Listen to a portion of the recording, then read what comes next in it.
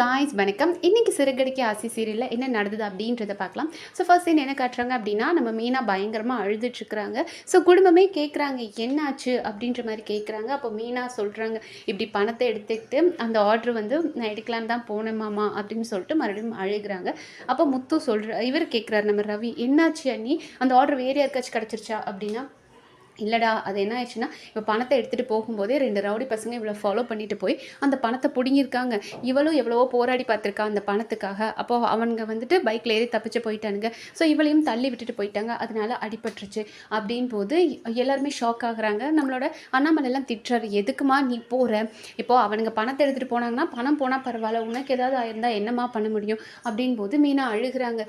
இல்லை மாமா, இப்போ அது வந்து என்னோட காசு மட்டும் கிடையாது, இப்போ அதை வந்து நான் என்னோட சீதா அவளோட கல்யாணத்துக்கு சேர்த்து வச்ச காசு, ஃப்ரெண்டு கிட்டேன்னு வாங்கின காசு, இப்படி எல்லாத்தையுமே அவள் என்கிட்ட கொடுத்தா, நான் அப்படி வந்து தொலைச்சிட்டு வந்து நிற்கிறேனே அப்படின்ற மாதிரி அழுகிறாங்க. பட் இந்த இடத்துலையும் நம்மளோட விஜயா அவள் ஒரு மனசாட்சி இல்லாத குரங்கு, அது என்ன சொல்லுது அப்படின்னா, சரி இப்போ என்ன கையில் சின்னதாக அடிபட்டுருக்கு அவ்வளோதானே, சரி இப்போ கொஞ்ச நேரம் ரெஸ்ட் எடுத்துகிட்டு போய் சமைச்சிட்டு வா அப்படின்றாங்க. அப்போ எல்லாருக்கும் ஷாக் ஆகுது, ஸ்ருதிக்கெலாம் செம்ம டென்ஷன் ஆகுது. இந்த நிலைமையிலே அவங்க தான் சமைக்கணுமா அப்படின்றாங்க. முத்து கோபப்படுறாரு, என்னப்பா இவங்க இப்படி பேசிகிட்டு இருக்காங்க அப்படின்றாரு. அப்போ அண்ணாமலை திட்டுறாரு, உனக்குலாம் கொஞ்சம் கூட மனசாச்சு இல்லையா, அந்த பொண்ணு எப்படி அடிபட்டுட்டு போய் வந்து நிற்கிது, பணத்தை தொலைச்சிட்டு வந்து நிற்கிது, அவட்ட சொல்கிறீ அப்படின் போது அதுக்கு என்ன பண்ண வேணும், நம்ம என்ன சாப்பிடாம இருந்துக்கோமா அப்படின்னு விஜயா கத்தவும், நம்மளோட ரவி சொல்கிறார், அம்மா வேணும்னா கடையில் கூட வாங்கிக்கலாம், அன்னைக்கு இப்படி அடிபட்டு வந்திருக்கு, ஏமா இப்படி பேசிகிட்டு இருக்கீங்க அப்படின்னு சேர்ந்து குடும்பமே திட்டுறாங்க.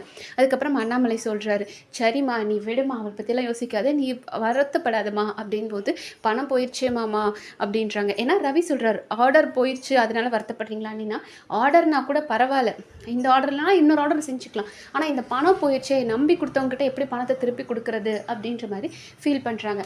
அப்போ நம்மளை அண்ணாமலை சொல்கிறார், என்னம்மா இப்போ உனக்கு பணம் தானம்மா பிரச்சனை, இரு அப்படின்னு சொல்லிட்டு, விஜயா உன் நகையை எடுத்துகிட்டு வா அப்படின்னு. ஏன் நகையா, எதுக்கு அப்படின்போது, ஆமாம் அவளுக்கு கொடுக்கறதுக்கு தான் அப்படின்னு சொல்கிறாங்க. ஏன் நகையா இவளுக்கு கொடுக்கணுமா, அதெல்லாம் கொடுக்க முடியாது அப்படின்னு. விஜயா நல்ல காலத்திலே ஒரு ஹெல்ப் பண்ண மாட்டாங்க, இவங்களுக்கு போய் கொடுப்பாங்களா, நகையெல்லாம் தர முடியாது, இவ எங்கேயாவது திமிர் எடுத்துகிட்டு போய் தொலைச்சிட்டு வருவா, அதுக்கு நான் போய் என்னோட நகையை கொடுக்கணுமா, அதெல்லாம் நான்லாம் கொடுக்க மாட்டேன் அப்படின்றாங்க. அப்போது அவங்க கேட்குறாரு, அண்ணாமலை கேட்குறாரு, இங்கே பாரு, உன்கிட்ட தான் மீனா அவளோட நகையை கொடுத்து வச்சுருந்தா, அந்த நகையை நீ என்ன பண்ணன்றது எல்லாருக்கும் தெரியும் அப்படின் போது நம்ம முத்தும் சொல்கிறாரு, ஆமாம் இந்த ஓடிகாலையும் அம்மாவும் சேர்ந்தா அந்த நகையை எடுத்தாங்க, டூப்ளிகேட் நகையெல்லாம் வச்சாங்க அப்படின் போது அவர் சொல்கிறாரு, நம்மளோட மனோஜன்ட்டு, நாங்கள் தான் அதுக்கு காசு கொடுத்துட்டு வந்தானே அப்படின் போது, காசு கொடுத்தாலும் நகை நீங்கள் திருடினது உண்மை தானே அப்படின்றார். ஸோ அப்படியே மீனா நகை இருந்தால் கூட பரவாயில்ல, அவகிட்ட கொடுத்துருக்கலாம், இப்போ மீனா கிட்டேயும் நகை இல்லை, ஓ நகை தான் நீ கொடுக்கணும், ஏன்னா சீதா அவள் ஃப்ரெண்டுக்கிட்ட வாங்கி கொடுத்துருக்கா, அதை கொடுக்கணும் இல்லையா. ஸோ நகையை கொடுக்கும்போது என்ன ஆனாலும் என் நகையை நான் கொடுக்க மாட்டேங்க, அவள் கொடுக்க மாட்டான்னு நமக்கு தெரிஞ்சதான். ஸோ விஜயா கிட்ட ஆர்கியூ பண்ணிகிட்ருக்குறாங்க. அப்போ நம்மளோட இவர் மனோஜ் கேட்குறாரு, ஏன்பா நானும் தான் 30 லட்சம் தொலைச்சிட்டு வந்தேன், எனக்காக நகை வேணும்னு நீங்கள் என்றைக்காச்சும் அம்மா கிட்ட கேட்டிங்களா, அவங்களுக்கு நான் மட்டும் கேட்குறீங்க அப்படின்னு மனோஜ் கேட்கும்போது முத்து சொல்கிறாரு, ஓடுகாலி நீ தொலைச்சது, நீ திமிரு பிடிச்சி ஒருத்தங்கிட்ட ஏமாந்து காசை கொடுத்த, அதுவும் இவகிட்டேருந்து பிடுங்கிட்டு போனது ஒன்றா, அது மட்டும் இல்லாமல் நீ எப்படி ஏமாற்றி எவ்வளோ காசு பண்ணியிருக்கன்றது எங்களுக்கு தெரியும், ஸோ ஏமாத்துறவனையும் இவ ஏமாந்து வந்து நிற்கிறதும் ஒன்று கிடையாது அப்படின்ற மாதிரி திட்டுறாரு.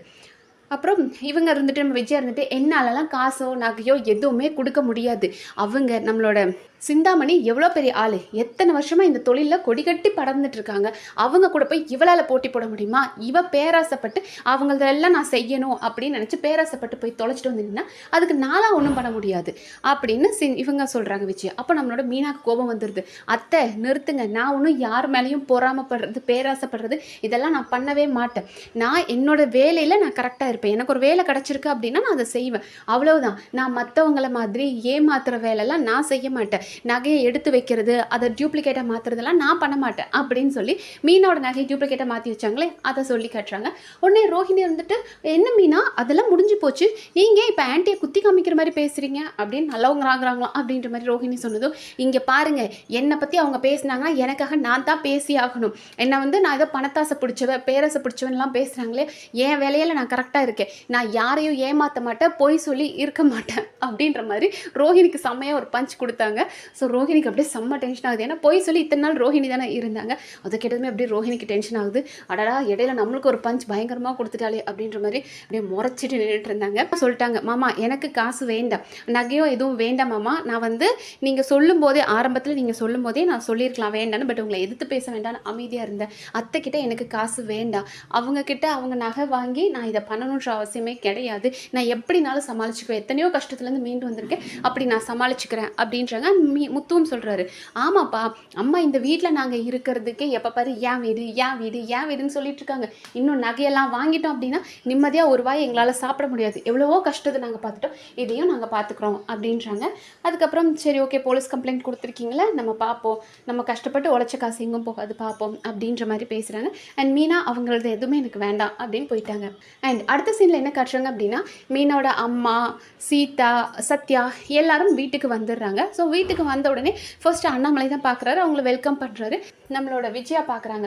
ஸோ அப்போ பார்த்ததுமே சீத்தோட அம்மா அவங்கக்கிட்ட பேசுகிறாங்க. பட் விஜய் அப்படியே திமுறாக இருக்காங்க. அப்போ அண்ணாமலை சொல்கிறாரு, அவங்க நம்ம வீட்டுக்கு தானே வந்திருக்காங்க அப்படின்போது, தெரியுது குத்துக்கால் மாதிரி நிற்கிறாங்க, எனக்கு என்ன தெரியாதா அப்படின்னு சொல்லிட்டு இருக்காங்க. அப்புறம் மீனா பார்த்துட்டு, மீனா அம்மா வாங்கம்மா அப்படின்னதும், ஐயோ என்னடி சின்னதாக அடிபட்டிருக்குன்னா இவ்வளோ பெருசாக காயப்பட்டிருக்கு, மாப்பிள்ளை ஃபோன் பண்ணி சொன்னதுமே எங்களுக்கு ரொம்ப டென்ஷன் ஆயிடுச்சு அப்படின்னு சொல்லி என்னாச்சு அப்படின்ற மாதிரி கேட்குறாங்க. அப்போ நம்ம சீதா சொல்கிறாங்க, நடந்தெல்லாம் சொல்லி நரேட் பண்ணிவிட்டு ஃபீல் பண்ணுறாங்க. காசை நான் இப்படி ஏமாந்துட்டேன், என்னை மன்னிச்சிருடி, நான் உனக்கு வந்து உன் ஃப்ரெண்டுக்கு வேறு அதை கொடுக்கணும்ல, என்னை மன்னிச்சிட, நான் எப்படியாவது அரேஞ்ச் பண்ணி பூ கட்டி அடுத்தடுத்த ஆர்டர் வரும், நான் எப்படியாவது பூ கட்டி கொடுத்துட்றேன், அந்த காசெல்லாம் எப்படியாவது கொடுத்துடலாம் அப்படின்போது, அக்கா காசு காசு கூட பரவாயில்ல, அதை நான் வந்து என்னோட சம்பளத்திலேருந்து நான் அப்பப்போ கூட கொடுத்துறேன், இன்ஸ்டால்மெண்ட்டில் கூட நான் கொடுத்துருவேன், எங்களுக்கெல்லாம் நீ தானக்கா முக்கியம், உனக்கு ஏதாவது ஆயிடுச்சுன்னா என்ன பண்ண முடியும் அப்படின்னு அவங்க சொல்கிறாங்க. சத்யா சொல்கிறாரு, அக்கா அடுத்த வருஷத்தில் நானும் வேலைக்கு போயிடுவேன், அந்த காசை நான் கூட கொடுக்குறேன்க்கா அப்படின்னு எல்லாத்துக்கும் ஒரு சப்போர்ட்டிவாக நிற்கிறேன்றாங்க இல்லையா. இப்போ சீதா வந்துட்டு அந்த காசு கல்யாண காசை விடுங்க, எப்படினாலும் அருண்கிட்ட 1 லட்ச ரூபா கொடுக்கணும் அப்படின்னா நான் அதுக்காக நிற்கிறேன் அப்படின்னு சொல்கிறதும், சத்யா சொல்கிறதும் இதெல்லாம் பார்க்கும்போது ரொம்ப நல்லா இருக்குது. இத்தனை பேர் தனக்காக இருக்காங்கன்றது ரொம்ப பெரிய சந்தோஷமாக இருக்கும்.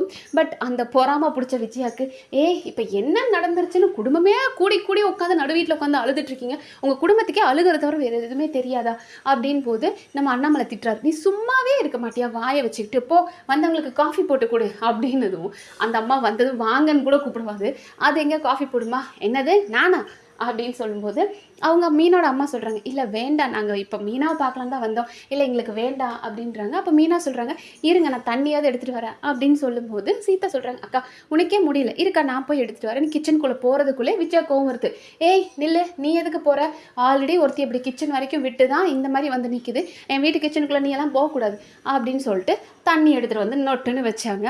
அதுக்கப்புறமா அவங்க பேசிகிட்டு இருக்கிறாங்க. அதுக்குள்ளே நம்மளோட முத்துவும் வந்துடுறாரு. ஸோ முத்து வந்ததுக்கப்புறம் அவர் கேட்குறாரு மீனா கிட்ட, மீனா நீ வந்துட்டு உனக்கு ஒரு கல்யாண ஆர்டர் தரேன்னு சொன்னாங்களே, அந்த மண்டபத்தோட அட்ரஸ் கொடு, நான் போய் அங்கே போய் பார்த்து பேசிட்டு வரேன் அப்படின்னு சொல்லிட்டு அந்த அட்ரஸை வாங்குறாரு.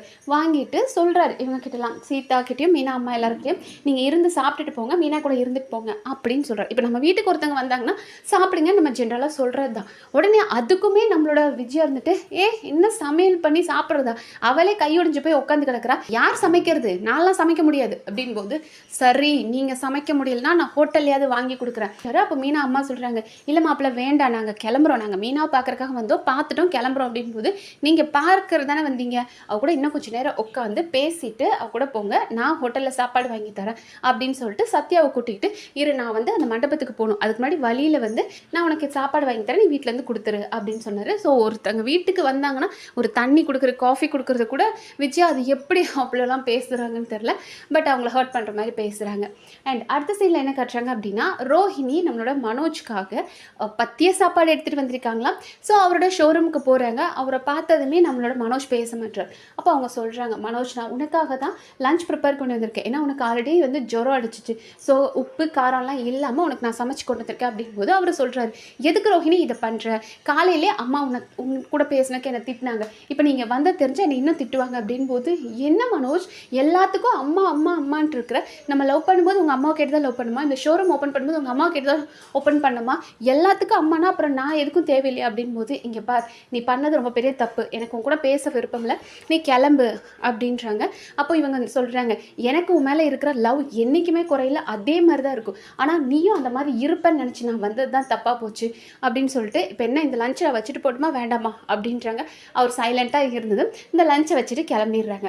அப்புறம் அந்த ஷோரூமில் ஒர்க் பண்ணுற ஒருத்தர் வந்துட்டு, சார் என்ன சார் மேடம் கிளம்பிட்டாங்க, மேடம் இருந்தால் கஸ்டமர் வராங்க, மேடம் இல்லைனா கஸ்டமர் போகிறாங்க அப்படின்ற மாதிரி கலர் அவன் ஒரு ரீல் விட்டுட்டு இருந்தான். இவர் உடனே மனோஜ்ன்ட்டு, என் பர்சனல்லாம் நீ தலையிடாத போ அப்படின்னு அவர் துரத்தி விட்டார். அண்ட் அடுத்த சீனில் என்ன காட்டுறாங்க அப்படின்னு பார்த்தோன்னா, இவங்க விஜயா வந்து சமைச்சிட்ருக்காங்க. ஏன்னா மீனாவிலையும் சமைக்க முடியாது இல்லையா, மேடம் உடனே சமைச்சிட்ருக்காங்க. கரெக்டாக நம்ம பார்வதி வராங்க. வந்துட்டு, என்ன விஜயா நீ சமைச்சிட்ருக்க அப்படின்போது, ஆமாம் ரொம்ப நாளுக்கு அப்புறம் சமைக்கிற, இந்த வேகாத வெயிலில் சமைக்க வேற முடியல, அந்த பூக்காரி தான் கையை உடச்சிட்டு வந்துட்டாலே, அதான் நான் சமைக்கிறேன் அப்படின்போது, பூக்காரின்னு சொல்லாத விஜயா, மீனா தான் அவன் இருக்கிற மருமகளே ரொம்ப நல்ல பொண்ணு, தங்கமான பொண்ணு, மனசில் கல்லங்கப்படி இல்லாமல் பேசுகிற பொண்ணும்போது அவளுக்கு தான் நீ எப்போதும் சப்போர்ட் பண்ணுவ அப்படின்போது, இங்கே பாரு வெயில் என்னால் சமைக்கவே முடியல, இருக்கிற டென்ஷனாக நீ வர அப்படின்போது, உன்னால் ஒரு நாள் சமைக்க முடியலையே, ஆனால் மீனா பற்றியா எத்தனை நாள் சமைச்சு உனக்காக 3 வேளையும் சமைச்சு கஷ்டப்பட்டிருக்க அப்படின்போது, ஏய் நீ எனக்காக பேச வந்தியா இல்லை அவளுக்காக வந்தியா அப்படின்போது, ஆமாம் மீனாக்கு அடிபட்டிருக்குன்னு சொல்கிற, நான் மீனாவை பார்க்க தான் வந்தேன் அப்படின்னு பார்வதி சொல்லிட்டு இருக்காங்க. அதோட இன்னைக்கு எபிசோட் முடிச்சிட்டாங்க. ஸோ பார்ப்போம் நாளைக்கு எபிசோடில் வேறு என்னென்ன இன்ட்ரெஸ்டிங்காக நடக்குதுன்னு நம்ம அடுத்தடுத்த வீடியோவில் பார்க்கலாம். நன்றி.